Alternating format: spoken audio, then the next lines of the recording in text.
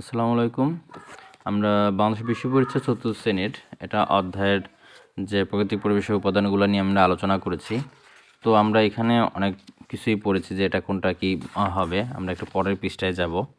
যে এখানে দেখো পরিবেশের যে প্রাকৃতিক পরিবেশ পাহাড়, মাটি, পানি, বায়ু, বন এগুলি থেকে কি আসবে?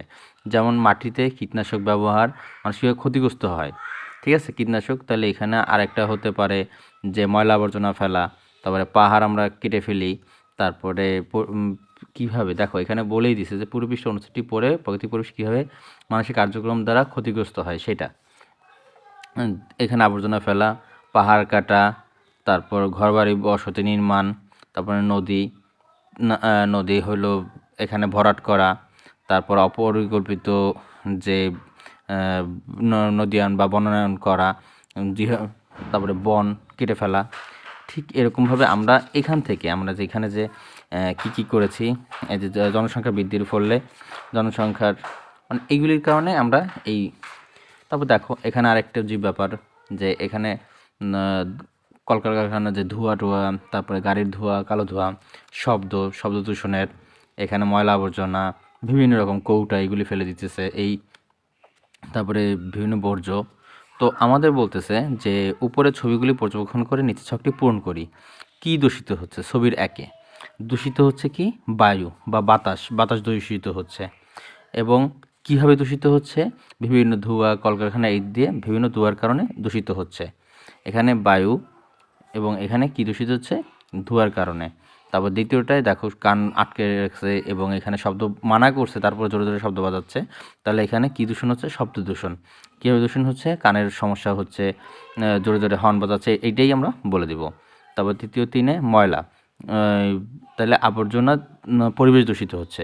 পরিবেশ দূষিত কি? ময়লা আবর্জনা ফেলার কারণে পরিবেশ দূষিত হচ্ছে। তারপর 4 পানি দূষিত হচ্ছে। তাহলে এর জন্য এখানে দূষিত হচ্ছে। তো এরপর 6 যেসব উপাদান দূষিত হচ্ছে সেগুলি আমরা এখানে করব। কেন দূষিত হচ্ছে? যেমন পানি, মাটি, বায়ু সব এগুলি সব দূষণ হচ্ছে এবং কেন দূষণ হচ্ছে সেগুলো আমরা বলে দিব। তো এই করণীয় সম্পর্কে যে ছবি দেখে এখানে আমাদের কিছু লিখব। এটাও এই উত্তরগুলো আমরা অ্যান্সার টু দ্য কোশ্চেনে দিয়ে দিব উত্তর। এবং এখানে বিভিন্ন ইকো পার্কের আসলে আমাদের কি উপকার হচ্ছে, যেমন এখানে আবার শিকারীরা পাখি মারতেছে, সেটা মারা আমাদের উচিত নয়, সেগুলি আমাদের খালি করে লিখব। বিদ্যালয় আঙিনায় প্রতি সপ্তাহে আমরা কী কাজটি করব এবং সহায়তা করব সেটা আমরা 2 পাশে লিখে দেব। আমাদের শ্রেণীকক্ষ, বৃক্ষরোপণ, বাগান করা, এরকম ইত্যাদি বিষয় নিয়ে। এখন আমরা যেটা আসছি যে আমাদের যে অনুশীলনী আমরা সেটা একটু পড়ে নেই। নিচের পরিবেশ সতেজ ও আরামদায়ক করে কে? গাছপালা। বায়ু দূষণের কারণে কি হয়? বায়ু দূষণের কারণ কোনটি? নগরায়নের ফলে, ঠিক আছে। তারপর সঠিক শব্দ দিয়ে শূন্যস্থান বসায়। প্রাকৃতিক জ্বালানির মজুদ চিরস্থায়ী নয় বা পুরা হয় না। এটা আমরা এখান থেকেই বইয়ের ভিতরেই পেয়ে যাব যে প্রাকৃতিক যে তো এক নয়। পাহাড় ও গাছ কাটলে মানুষের ক্ষতি হয়, ফলে পরিবেশ দূষণ হয়। তারপর মাটি ছাঁকনির মতো কাজ করে, বৃষ্টির পানিকে বিশুদ্ধ করে। তারপর সত্য উপকূলীয় অঞ্চলে বাঁধ দিয়ে চিংড়ি চাষ করলে মাটির লবণাক্ত কমে যায়। এটা মিথ্যা, বাদ দিয়ে এরকম করলে বেড়ে যায়। তারপর প্লাস্টিকের বোতল জলাশয় ফেলে পানি দূষণ হয়, সত্য। তারপর সৌরশক্তি ব্যবহারে পরিবেশের ক্ষতি হয়, মিথ্যা। সৌরশক্তি ব্যবহারে কোনো ক্ষতি হয় না। প্রাকৃতিক পরিবেশ সংরক্ষণে কর্মকাণ্ডের উপর নির্ভর করে। প্রাকৃতিক পরিবেশ সংরক্ষণ আমাদের কর্মকাণ্ডের উপর না, এটাও মিথ্যা।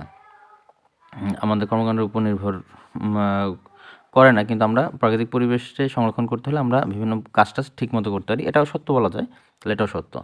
তাহলে আজ এ পর্যন্তই এবং এই 2টার প্রশ্ন আমাদের চ্যানেলে দিয়ে দিব।